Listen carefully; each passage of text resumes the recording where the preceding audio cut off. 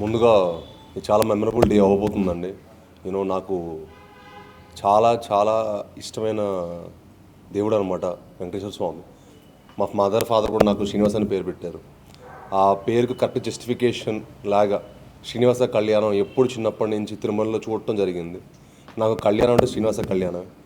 So అలానే తర్వాత అనుకోకుండా నా ఫియాన్సీ నా లైఫ్లోకి వచ్చిన తర్వాత శ్రీనివాస కావ్యానం అని పేరు పెట్టడం ఎందుకు అనుకోకుండా తిరుమల చేసుకోవాలనిపించింది.